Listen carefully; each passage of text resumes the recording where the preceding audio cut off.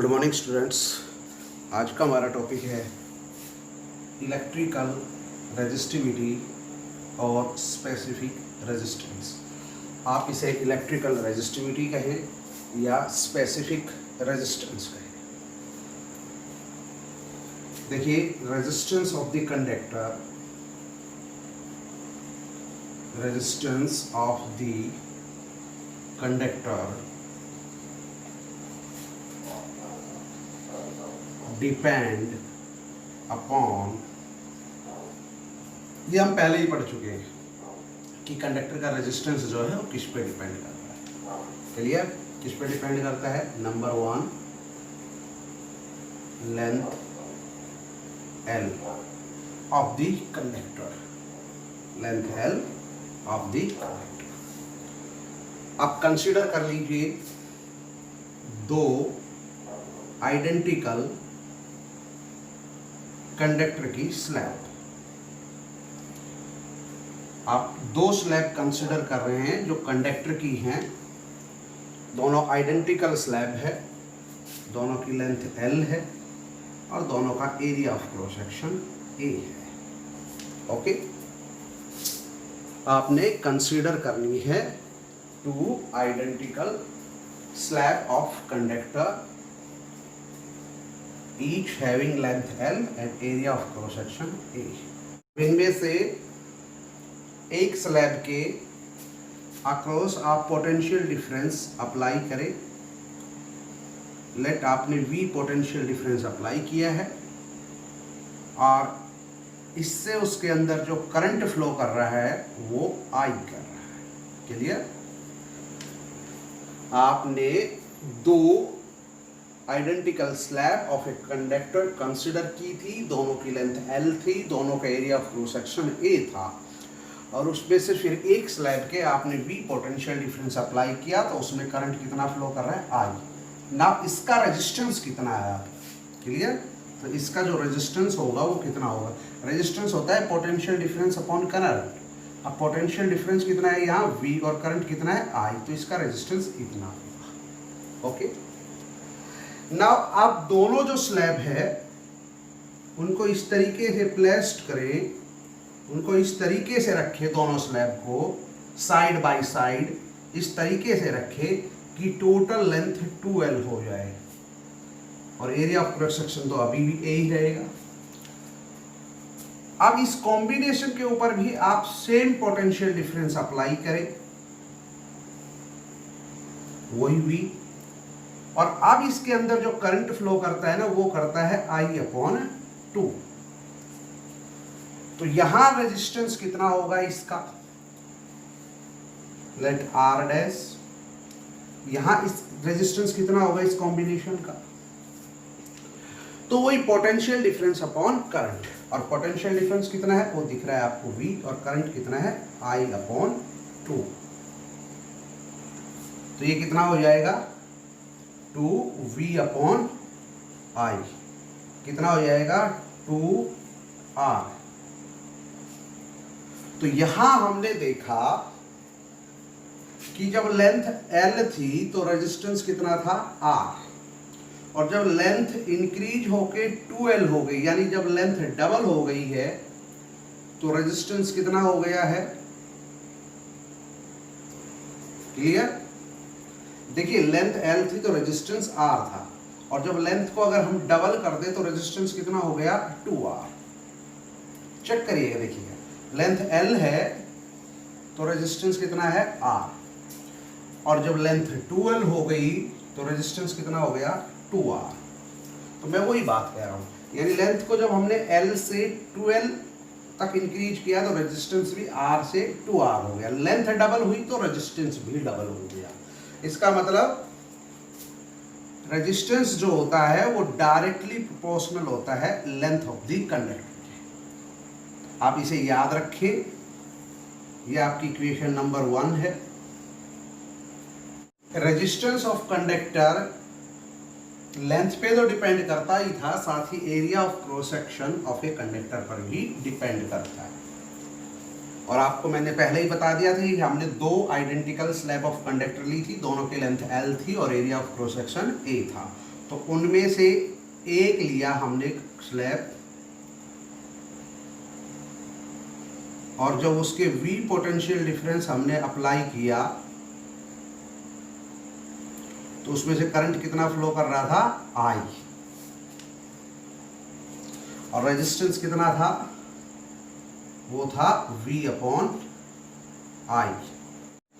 देखिए आपके पास जो कंडक्टर की स्लैब थी वो कितनी है, उसकी length L, area of cross section A।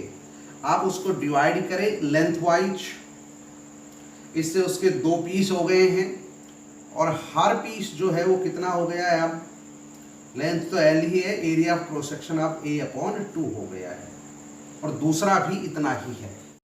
अब इस पीस के आप सेम पोटेंशियल डिफरेंस अप्लाई करें तो इसमें जो आप करंट फ्लो करेगा वो I अपॉन 2 करेगा।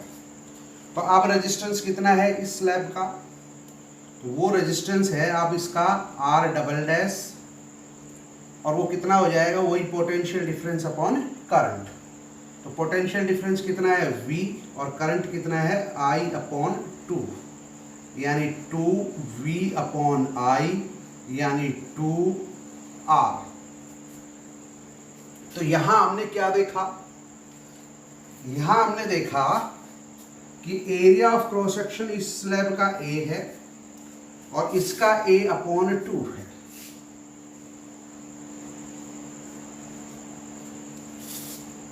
और इसका रेजिस्टेंस कितना है, R है, और इसका रेजिस्टेंस कितना निकल के आ रहा है, 2R।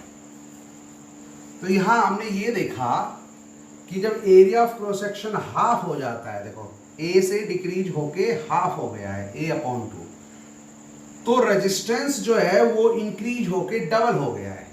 यहां उल्टा हो रहा है, देखिए area of cross section decrease हो रहा है, पहले A था फिर A अपॉन 2, यानी area of cross section half हो गया है, लेकिन रेजिस्टेंस पहले R था अब 2R, वो डबल हो रहा है। तो यहाँ उल्टा हो रहा है, area of cross section decrease हो रहा है तो रेजिस्टेंस इंक्रीज हो रहा है। इसका मतलब रेजिस्टेंस जो है वो इनवर्सली प्रोपोर्शनल होता है एरिया ऑफ क्रॉस सेक्शन के। आप इसे याद रखें, ये आपकी इक्वेशन नंबर 2 है।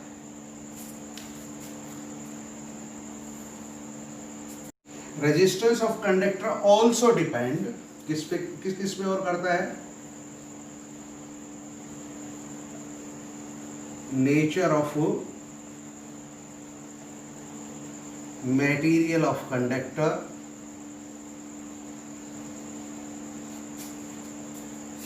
and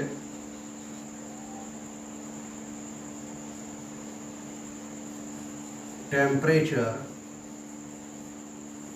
of conductor।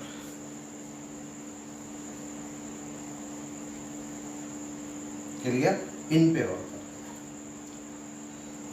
तो हमने इक्वेशन 1 और 2 से हमारे पास क्या आएगा, R directly proportional to L and inversely proportional to A। अब प्रोपोर्शनलिटी का सिंबल हटाएंगे तो क्या आएगा, R equal to, symbol proportionality का हटा रहे, कोई कांस्टेंट आएगा और कांस्टेंट ये आ रहा है जिसे ये कांस्टेंट ऑफ प्रोपोर्शनलिटी है, इसे हम बोलते हैं रो, और ये L अपॉन A। ये जो रो आ रहा है ना, रो, ये रो ही आपका इलेक्ट्रिकल रेजिस्टिविटी है।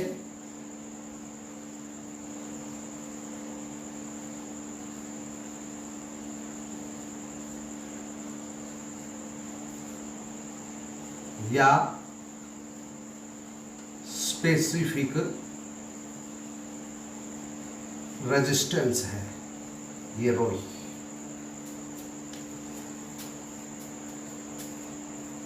अगर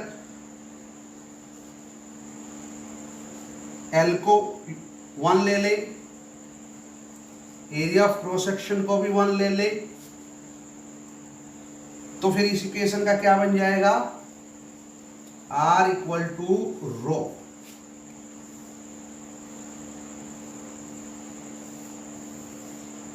तो हमारे पास ये रिजल्ट आ रहा है, यानी स्पेसिफिक रेजिस्टेंस जो है वो कंडक्टर के रेजिस्टेंस के ही बराबर होता है अगर कंडक्टर की लेंथ कितनी हो, यूनिट लेंथ हो और एरिया ऑफ क्रॉस सेक्शन भी कितना हो, यूनिट हो। तो ये डेफिनेशन आप बोल सकते हो। स्पेसिफिक रेजिस्टेंस या इलेक्ट्रिकल रेजिस्टिविटी की ये डेफिनेशन होगी। मैं बता रहा हूं, आप जरा ध्यान से सुनना। इलेक्ट्रिकल रेजिस्टिविटी और specific resistance of a material of a conductor, ये चीज क्लियर। इलेक्ट्रिकल रेजिस्टिविटी और specific resistance of a material of a conductor may define as resistance of unit length with unit area of cross section of a material of a conductor। अच्छा, कोई conductor जिसका area of cross section भी 1 हो और जिसकी length भी 1 हो, तो उसका तो मतलब फिर वॉल्यूम ही 1 हो जाता है ना, क्लियर। उसका तो वॉल्यूम ही 1 हो जाता है। वॉल्यूम 1 है तो इसका मतलब क्या है, वो यूनिट क्यूब है। तो आप एक डेफिनेशन ये भी कह सकते हो, इसकी जगह हम क्या बोल सकते हैं, यूनिट क्यूब। तो आप ये भी कह सकते हो, इलेक्ट्रिकल रेजिस्टिविटी और specific resistance of a material of a conductor may define as resistance of a unit cube material of a conductor. चलिए डायमेंशंस देखते हैं। Dimensions of resistivity,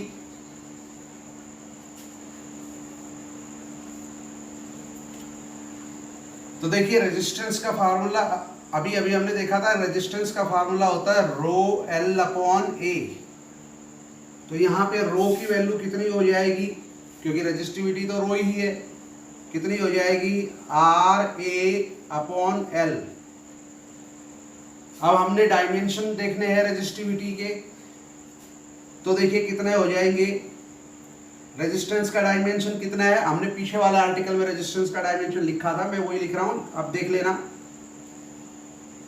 m1 l square t की पावर -3 a की power -2, ये आपके resistance का dimension formula है।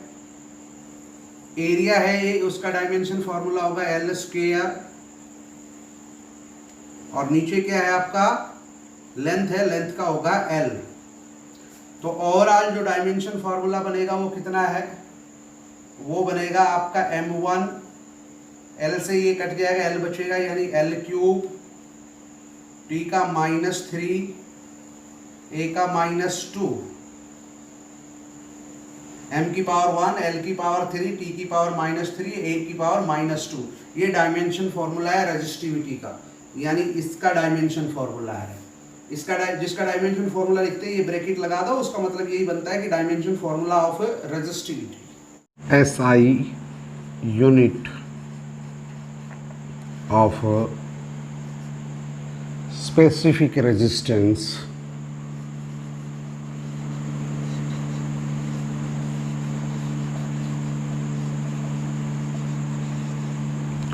अब हम देखेंगे SI unit of specific resistance.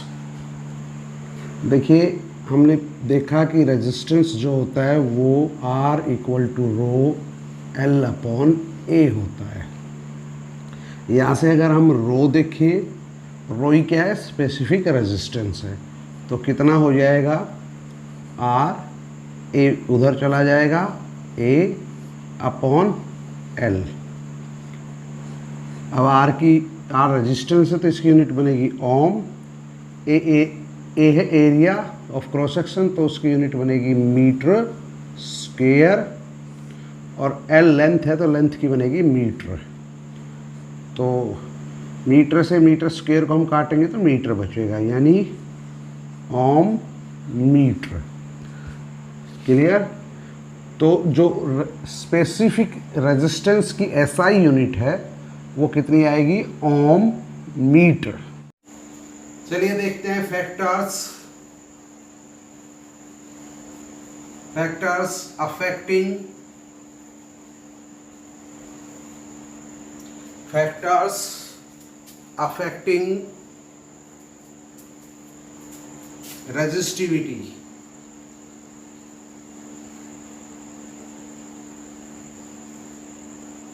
Factors affecting resistivity. चलिए ये देखिए अभी इसी आर्टिकल में हमने देखा था कि R equal to rho L upon A होता है,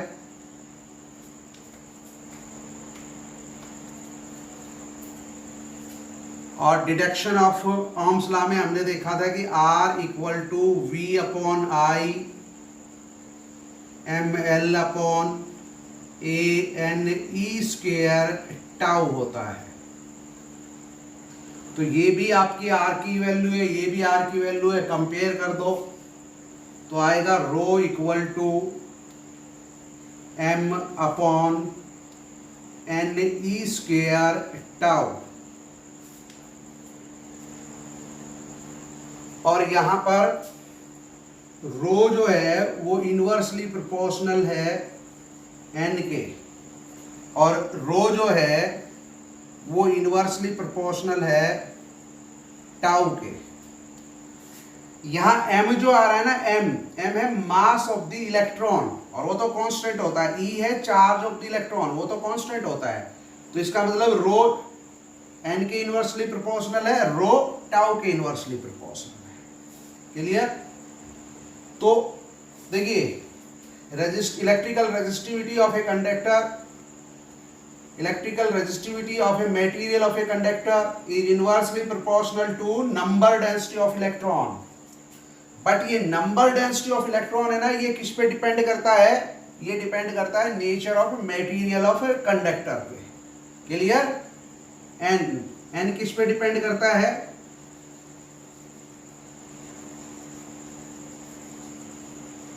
n depend upon nature of material of conductor। तो इलेक्ट्रिकल रेजिस्टिविटी तो डिपेंड करती है एन पे, बट एन डिपेंड करता है nature of material of conductor.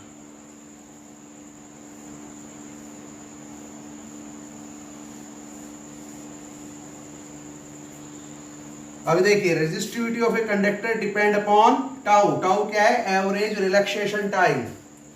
But ये एवरेज रिलैक्सेशन टाइम किस पे डिपेंड करता है? ये भी देखिए, depend upon temperature of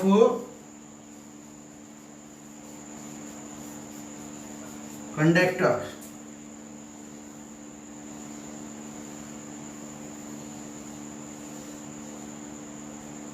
temperature of conductor. तो ओवरऑल यहां क्या निकल के आया कि कौन से फैक्टर है जो रेजिस्टिविटी को इफेक्ट करते हैं? एक तो करता है nature of material of conductor, और दूसरा करता है टेम्परेचर ऑफ कंडक्टर। टॉपिक आपका खत्म हो गया है, लेकिन यहां समझने वाली बात है। क्या? जरा देखिएगा, मैं कुछ पीछे का याद दिलाता हूं। हमने आपको बोला था कि रेजिस्टेंस किस पे डिपेंड करता है? देखिए, डिपेंड अपॉन,